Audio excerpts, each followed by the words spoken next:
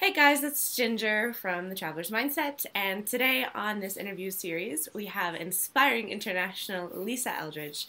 She is the founder of girlabouttheglobe.com, and she's all about getting women to feel comfortable and happy traveling solo around the world. So welcome, Lisa. Thank you. Thank you so much for having me on. Absolutely, and I'm excited to talk to you because I've done solo travel myself, and I know at the beginning I was so afraid. Like, it's just a huge thing that holds so many women back from getting out on the road, which you've done, I think, in what, 74 different countries alone? 84 and 84. 45 alone. Yeah, 45 by myself. That's incredible. Like, Thank you. amazing. So, let's talk about how this all got started because I can imagine, you probably didn't wake up one day and say, like, okay, I'm going to go to 84 countries, and oh, by the way, I'm going to do like half of those alone. Like, how did you get started? I guess it started when I was 21. I had an office job and I just wasn't feeling very fulfilled. And I had this wanderlust to go and see the world. So I applied for every single job that I could to try and work abroad. And I was really lucky and I got a job in a ski resort in France. So it was my first time abroad, I think, because my mum and dad had never really taken me abroad. So I didn't have much knowledge of the world as such. I just had this yearning to find out more. So I became a chalet girl in France and I was petrified and I lasted a week. And then I was so homesick and I thought, what am I doing? And I flew back.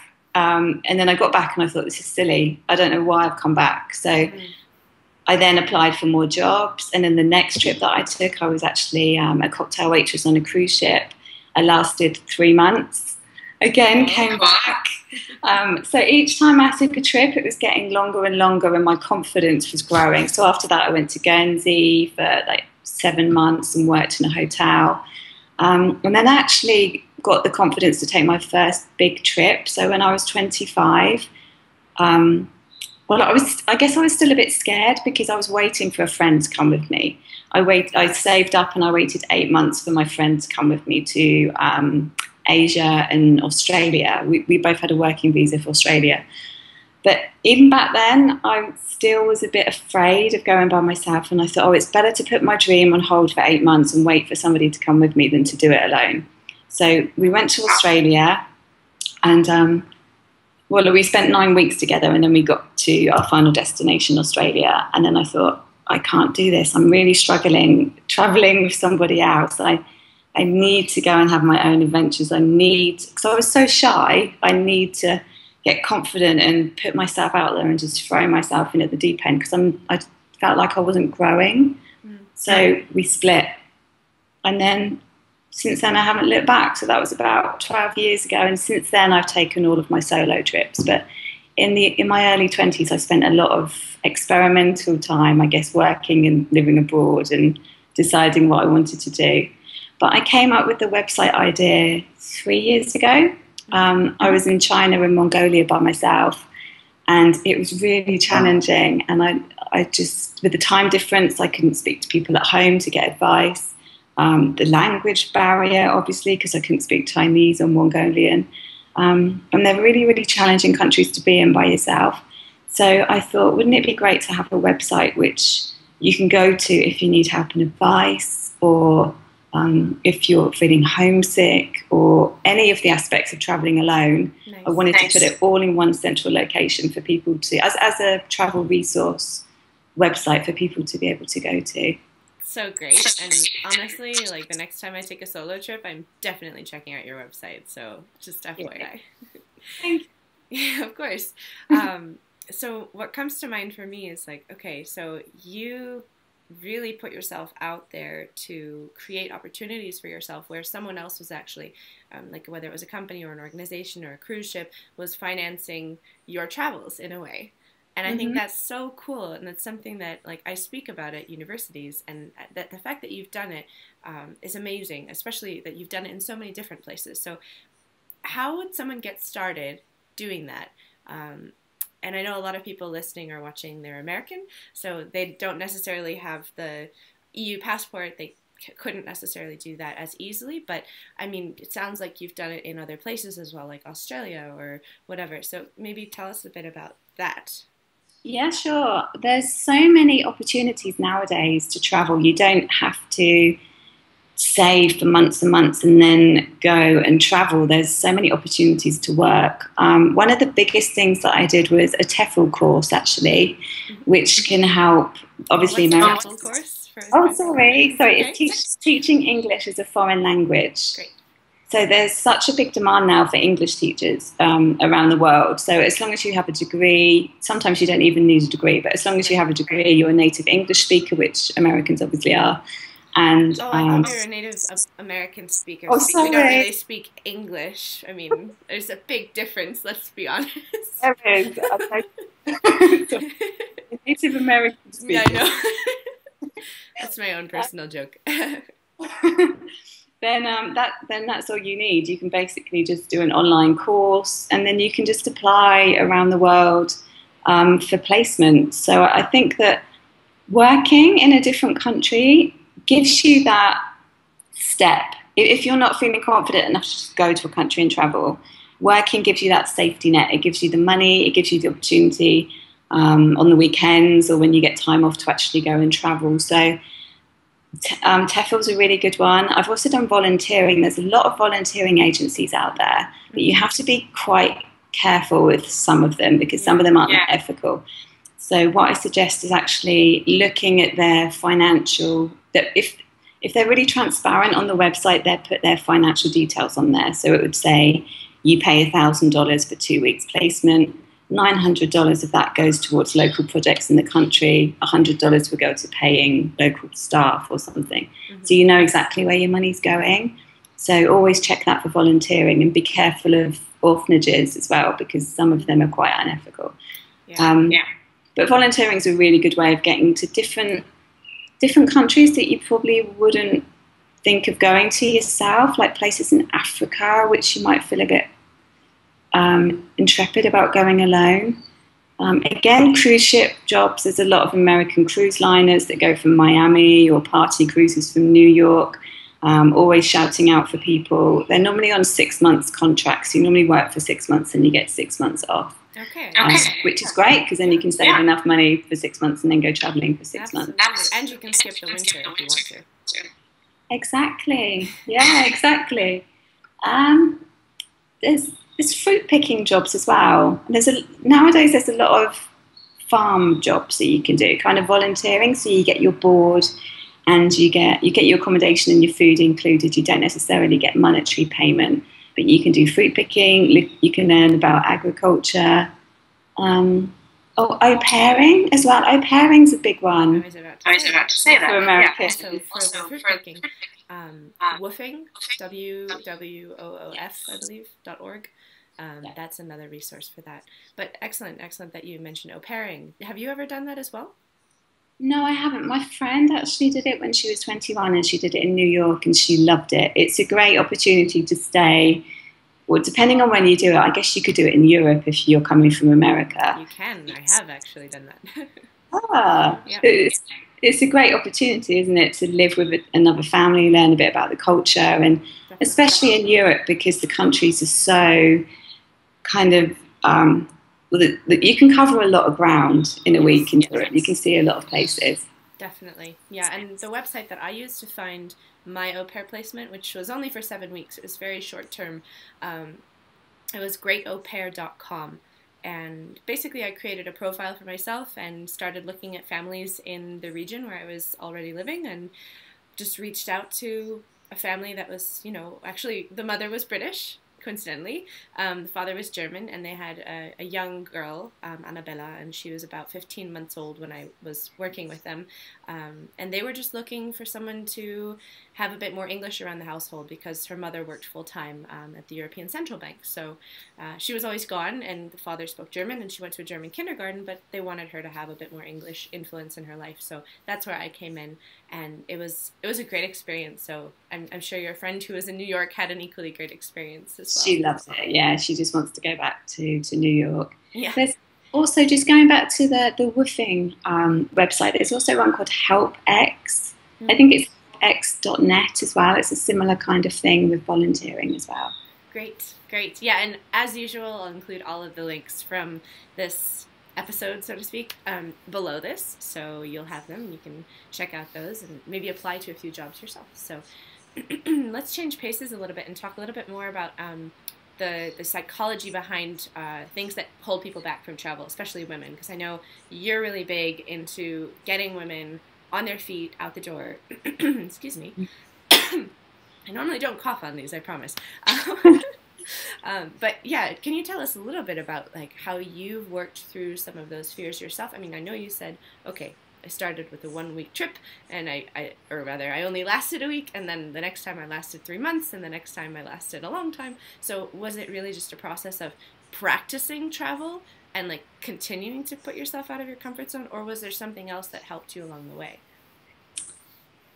Because that was such a long time ago, I feel like I was such a different person back then. I was incredibly shy, very naive, I think, back then. Since then, I've done a lot of work on myself for personal development, which for me is the key to having that confidence for traveling solo. So I meditate, I do a lot of emotional freedom technique, which is tapping. I read a lot of personal development books and to get more confidence, but it's taking baby steps. It's even, for example, if you've never been on a solo trip before, if you just book a hostel in your hometown or in the next town just for one night and just go and see how you feel walking into a room of strangers and see how you feel going out for dinner by yourself, just to get a little feel of it. You don't have to book a flight and go jump on a flight to, I don't know, Colombia or something. You could just do little baby steps and just see how comfortable you are with it. And the more you do, the more confident you get. The more you realize that it's not that scary out there. You can do it by yourself. I guess so for me, it was building it up slowly and also developing the skills within myself to be able to keep strong, because sometimes you do have those moments when you're homesick or there's nobody to talk to and you think there's 90% of traveling solo is amazing, but there is a kind of darker 10% of it. So for me, I need those tools to help me get through the bad times. Mm-hmm. Well, can you talk a little bit? Sorry, go ahead. Yeah, but the bad times traveling solo definitely outweigh the bad times working in an office 9 to 5. Nice perspective. Love it. Let's compare it to, would I rather be here having a slightly bad day and be by myself, or would I rather be back doing the job that I was doing and kind of trapped? Wonderful. Thank you for sharing that. I love that you mentioned just taking the baby step of doing something relatively close to home first, because that's probably what trips a lot of people up, is they think they have to book a really, really expensive flight to like the other side of the world to be a real traveler. But that's really not the case. And I mean, that's something that we talk a lot about on the Traveler's Mindset, is that you can have this traveler's mindset wherever you are in the world, even at home, or especially at home. Like, that's actually where it can be very, very useful. So I'm curious, where are you living now? Where do you call home? How did you get there? And how do you stay in the traveler's mindset where you are? They're really good questions, actually, because at the moment I'm going through some kind of transition in my mind, but I'm basically in Colombia, so I knew that I didn't want to be in the UK for permanently. I kept yo-yoing back to the UK. I would go on trips, come back, go on trips, come back. And then I just felt this pull towards Latin America, and I knew that this area of the world is a continent that I haven't explored that much of. So I wanted to base myself over here. So I left on a one-way ticket, and I've been here since April last year. I've been to Panama when my visa ran out, and then I've come back here. And for the first 6 months, it's amazing, and I still had that excitement about the city, that excitement you get when you travel and everything's new and you're figuring out the transport system and different foods and things. But now I'm feeling like it's time. I feel like I'm too much in my comfort zone and I have to push myself. I need a new adventure. I need to take myself out of my comfort zone. I need to go to another country and experience another country. And so what's next? I'm curious now. Costa Rica and Nicaragua. Beautiful. So I've actually been here, it's 11 months I've been in South America, and I've only seen Colombia and Panama. So I feel that I can't be girl about the globe, and I can't show other women how easy it is to travel solo in Central America or South America if I'm not actually doing it by myself. So I need to, that's my next step, is to just do some more traveling. Great. But it's really interesting to realise that 6 months is my kind of barrier, and then I'm ready to move on again. Yeah. So it's cool to notice that like you get to acclimate so much faster. Like the more you do this, it's like, oh, okay, now it only takes me 6 months to feel like really comfortable in a totally foreign place. Like awesome. And just know your way around and know, like you were saying, like where to get the right foods and the public transport and all of that. And I'm assuming you've made some friends along the way. And I think that's one myth about traveling solo, is that you're alone all the time. Or like you're moving alone to another part of the world. And like, I think a lot of people's fear is, well, how am I ever going to make friends? And like, what if I literally don't know anyone, or I don't speak the language, which I'm sure, as you said before, you don't necessarily speak the languages of the countries you travel to. Yeah, it is so easy to make friends, and every single solo traveller that I meet just says that they're never alone. It's quite ironic because you have more company when you're solo than you would ever imagine that you would. So kind of the challenge really sometimes when you're traveling solo is to be able to get that solo time, because you have invitations out for dinner, especially if you stay in hostels. Everybody is so friendly and everybody's in the same boat, and there's so many people traveling by themselves now that everybody's approachable. I've traveled with a couple before, and you're not as apparently to others you're not as welcoming in a couple. Mm-hmm. So if you're traveling so if you're traveling by yourself, you're more open and people will invite you out. Even with the locals, you can just go and sit in the park and then just observe what's happening, and then a local will just talk to you, or you just say hola or hello in the local language. What I really love about traveling actually is being able to communicate, not necessarily with the language, but with the body language and smiling, and there's just so much.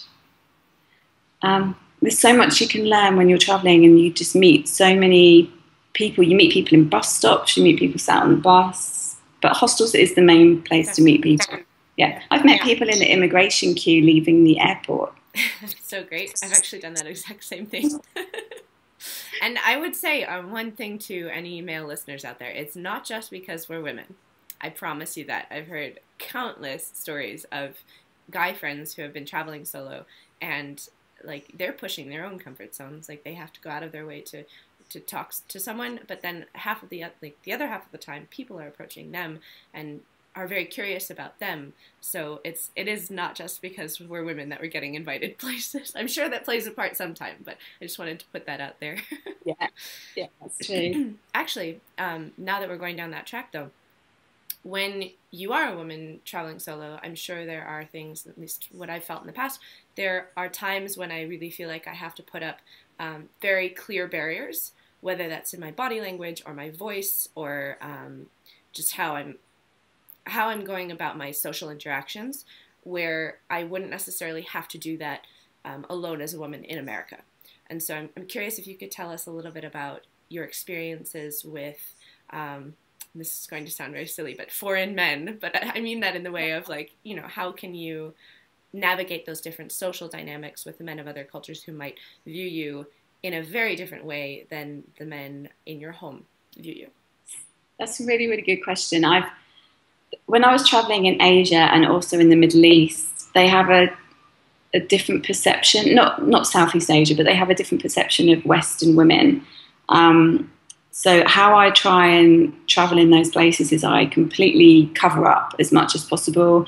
I don't wear makeup. I try and make myself not look nice. I don't make the most of my femininity, and I don't dress sexy or anything. I try to kind of tone myself down.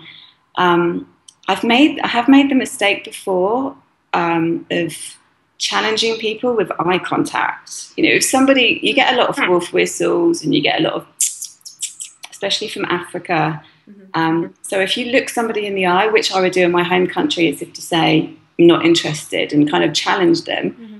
In other countries like Asia or the Middle East, they see that as a come on sign. Mm. So you have to be really aware of what your gestures are saying to other people. Mm-hmm. I'm also quite friendly as well. So No, again, really? You're friendly? What? I have to be. But again, I've made the mistake of being completely friendly with a waiter Yeah. in Nepal. And then he offered to take me out afterwards, and I thought I was just being nice and sightseeing, but he didn't. He wanted something else, and I just. You have to be aware of how you're portraying yourself to people, because women in that country might not be as, well, definitely aren't as friendly as Americans and English and as open. Definitely. So you can be, things that you say, even if it's not said in a sexual way, can be taken in a sexual manner and as if you're interested in them. Mm-hmm. So if you just need to be really, really careful with what you're saying, who you're saying it to, and eye contact. Mm-hmm. Great tips. Really Oh, excellent tips. I think I can second that, except for the eye contact, but that's because I've dealt more so with like Western Europe and Southeast Asia. So there it's more like you were saying, like in England, you know, if I challenge someone and like hold their gaze, it's actually telling them like back off, like I yeah, can hold my own, thanks. yeah, But yeah, I totally agree with you about being aware of the cultural dynamics that you're putting yourself into, with regards to how you dress, with regards to how open you are to seemingly polite, harmless invitations.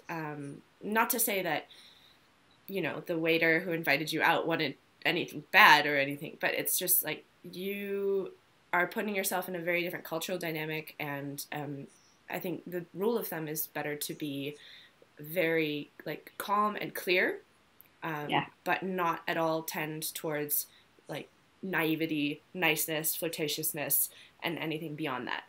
Yeah. It's just cut and dry. Like stick to the logistics. If you need help, like stick to the facts, and then, you know, say thank you and move on, and be confident in that moving on as well. Definitely. And walk around with a confidence, even if you don't Yes. feel it. Walk around with an air of calm and an air of confidence. One interesting thing I did do in Jordan, because I'm blonde, I dyed my hair dark Oh, brown. you did. Interesting. Cool. I felt invisible. I had a completely different experience. It was a wash in, wash out. So Hmm. as soon as I got there, I was dark brown and I felt invisible, and I thought, this is amazing. And then I traveled through Israel, and then I came back into Jordan 2 weeks later, and it was wearing out. So it was turning into like a dark blonde. And then I was getting leering looks from taxi drivers. I felt more vulnerable actually as a blonde. Yeah, So yeah, I've that was, heard that from other women as well. It's a great tip though. Like what a clever workaround just to do the, you know, wash in, wash out. Or it's awesome, awesome. I'll probably try that myself. I always feel very washed out as a brunette. But in any case, do you have any other bits of advice for, let's say, like first or second time travelers, whether they're women or men, and they're going international maybe for the first time, and they don't really know where to start, but they know that they want to push their comfort zone a little bit. Any advice in terms of like holding your own on the road, especially if you're traveling solo? I would say if it's only your first or second time, is choose countries that you'd feel more comfortable in. Don't take yourself completely out of your comfort zone in the first instance. So go to a country that speaks the same language, that has really good transport systems. Yeah, that's great. That's perfect. Yeah. Anything else comes to mind? Especially if they don't necessarily want to go to a country that speaks the same language, but maybe they studied a language in high school and they'd like to just see how they do. I mean, a lot of Americans, for example, take Spanish, but only for, you know, 4 years, maybe 5 or 6 years, and then they don't use it again until they're in a foreign country. So, like with that, then how do you even start to interact with people who are actually living in that country? And especially if there's that fear of, oh, what if I say something wrong? Or what if I make some sort of cultural blunder and I offend someone? You know, how do you deal with that sort of thing? I would say before you go, always read up on the culture. There's a really good website called Culture Crossing, which tells you how women are viewed in certain countries and how body language can be seen. Also, there's Conversation Exchange, which is a website where you can actually practice your language with other people in the world who want to learn your language. So, for example, if you're going to be going to Spain, you can start talking to somebody who's in Spain. And then when you go to Spain, you can meet up with them for coffee, and you already have made that base of a friendship, so that it's not kind of going straight in there and you're too scared about talking the language. There's also couch surfing as well, which you don't have to use for staying with a local. You can use it for just meeting people for coffee. Exactly. So then you get to know more locals there. There's so many expat groups now as well on Facebook. So you don't even have to be living there. You can just be traveling, but you can just hook up with somebody from the expat group. Oh, and by the way, I think when you say hook up, you mean meet up. But in America, yeah. It just sounds different. It's okay. Yeah. For coffee. I suppose you could do that too, but anyway, we'll go. Yeah, you'd want to meet first. But I guess it's being aware in the country that you're going to, observing how the locals do things, and then doing the same as them, really, kind of blending in with their culture. Like in Spain, if they eat late or if they have a sleep in the afternoon, it's kind of working your schedule around their schedule. Maybe going to the same, I know I keep saying coffee, obviously not everyone drinks coffee. You can drink tea as well, that's fine. Yeah. Or going to the same tapas bar every single evening, and then people will get to recognise you and they'd come and say hello. I guess there's so many different ways. But the thing is, as soon as you meet one person in the country, they then introduce you to their friends. So you have this ready-made group of people that you can speak to. But with the language, people are generally quite patient, and the worst they will do, which I've noticed here because my Spanish needs improving, is they just look at you if they don't understand what word you're saying. So you realise that you say it wrong. They don't ever laugh at you, or they don't make you feel that you can't do it. They kind of encourage you to try and say it properly.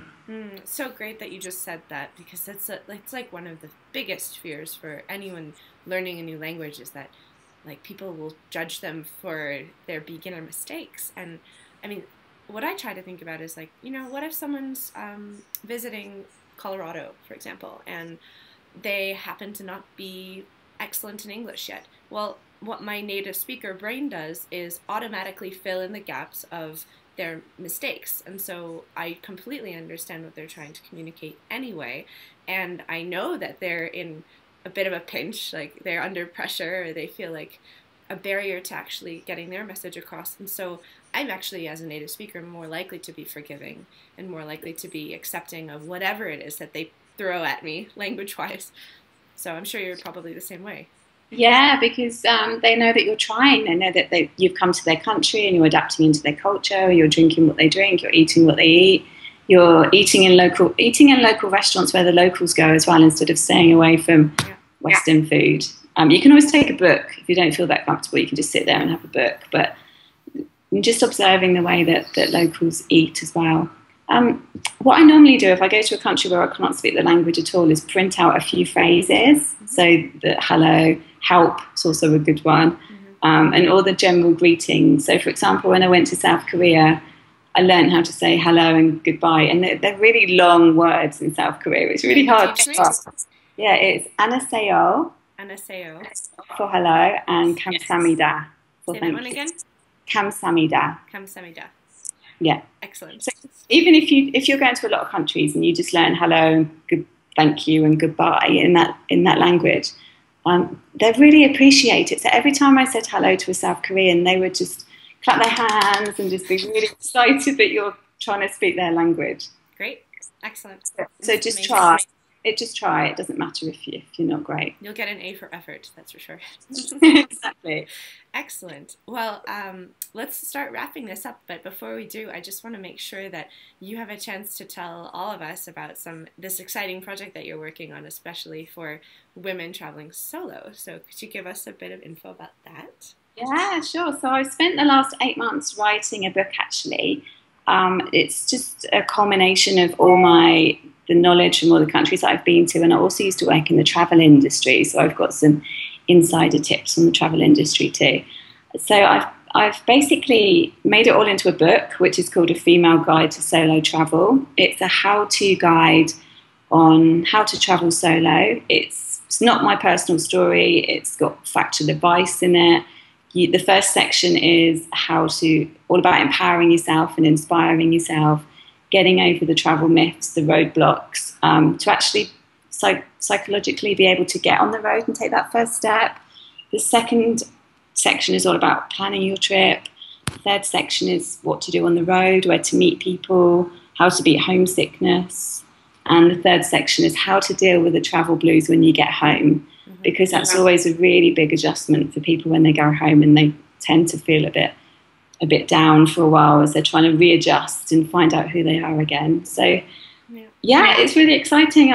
The book's going to be launched next week, and at the moment I've got a Kickstarter campaign, because at the moment it's an ebook, but I thought it would be great to make it into a paperback, so women can actually take it with them on their travels, because it covers the whole world, and there's a real comprehensive continents guide in there, which covers each continent and how you get around and how it is for a woman traveling alone. It's just laid it all out there. This is what you need to be careful of, and this is how you might be received.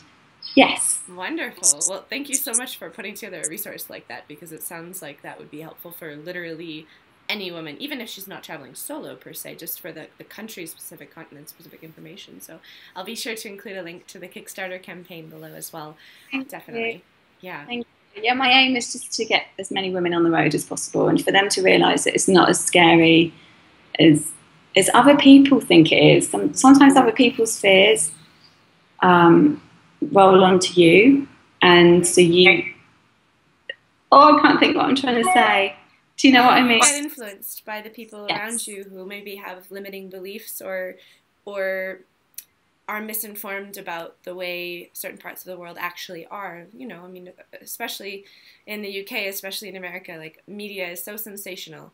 And I mean, how do you think they keep their viewers? Well, you know, people respond more so to negative stories and fear. It keeps you, like, just biologically speaking, we're engineered to pay attention to things that are dangerous to us so that we could survive. And so, you know, any bit of news or any info that we find out about how dangerous a country might be, of course people are, like, evolutionarily programmed to focus on that instead of on the positive things, which I would say, and probably you'd agree, is overwhelmingly positive. The experiences that you have outside of your own country are, I mean, people everywhere are just so kind and so generous, and it's just an amazing experience if you actually go out and explore for yourself instead of letting other people's beliefs hold you back.